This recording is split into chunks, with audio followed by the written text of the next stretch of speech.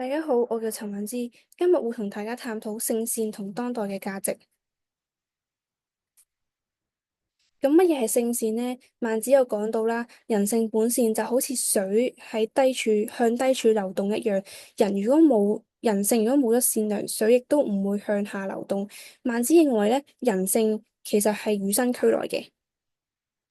咁孟子都用到四善端去做論證啦，即係話惻隱之心、羞惡之心、恭敬之心同埋是非之心，即係話咧其實呢四種之心咧都係人性善嘅表現嚟嘅，每個人都與生俱來嘅，亦都擁有呢啲特質咧，其實就係人與禽獸嘅分別。咁孟子都有用到其中一個例子啦，例子咧就係講到話，當眾所有人啦見到一個小朋友就嚟跌落井裏邊嘅時候咧，會自然地產生一個惻隱之心，即係同情同埋憐憫嘅感覺而去救佢嘅。而呢一種反應救佢嘅反應咧，唔係因為想結識孩子嘅父母啦，亦都唔係為咗爭取自己嘅聲譽啦，亦都唔係討厭孩子嘅哭聲先去救佢嘅，而係你真係一個本性去想救佢，係一個善良嘅感覺嚟嘅。咁所以孟子利用呢個例子咧，去證明人性本善嘅論證啦，認為這種自然而然嘅同情心係人性善，表明係人天生具有俱來嘅一個本性嚟嘅。而喺呢個時候，我哋需要思考一個問題，就係點解呢個與生俱來嘅本性咁重要咧？聖善嘅重要性係喺邊度咧？咁樣咧，我就用咗三個方向啦，去講喺當今社會上邊嘅應世價值嘅。第一就係社會和諧啦，推動仁愛、正義、禮義同埋智慧，係有助於建立和諧嘅社會。第二就係教育意義，強調道德教育，去培養學生嘅仁義禮智，促進全面嘅發展。第三就係專業應用，喺法律、醫療、商業等嘅領域強調誠信嘅道德，去提升專業嘅素養。咁我哋點樣發揮，甚至幫助其他人呢？咁我用社會上面嘅例子啦，就係今年1月所舉行嘅博愛慈善跑。咁其實香港好多慈善跑啦，咁一個慈善跑咧，就係去為一個長者護理同埋安老院去眾籌嘅，提高咗社會對安老服務嘅關注啦。咁呢個活動咧，吸引咗7000人啦，年齡咧係最細3歲啦，最大86歲啦。咁我體驗到其實呢個活動咧係冇獎金嘅，全部都係自發性去參與啦。而且呢個活動咧係冇分年齡嘅，即係諗下3歲又有，86歲又有，所以咧其實做善心咧係冇分年齡嘅。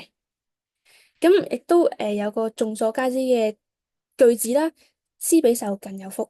林家興所講嘅施者，即係話從事善行，冇利用自己嘅錢同埋資源去幫助人嘅心情都好好。另外受者即係陌生人，佢受到人哋嘅恩惠，其實心情都好好，而且係好深刻嘅。咁我做咗一個循環表啦，其實幫助人呢樣嘢咧係一個循環性良好嚟嘅。你可以睇下咧，其實幫助人你會得到快樂啦，所以你會更主動去幫助其他人。受到你幫助嘅人咧，佢會感到溫馨同埋快樂，去誘發咗佢善心，想去做翻施者去幫助其他人嘅。咁但係人可能都會有疑問啦，咁面對困難嘅時候，我哋嘅善心係會唔會受到影響㗎？其實咧，人係面對社會嘅壓力或者不平等嘅時候咧，係會受到影響嘅。但係咧，本性係善良嘅，所以我哋應該更好地培養同埋實踐。咁點培養呢？有3個方向啦。第一就係教育方面，佢係扮演咗一個重要嘅角色。當學校將品德教育融入課程之中咧，係鼓勵咗學生參與社區服務啦，同埋亦都幫助到去了解自身嘅社會責任。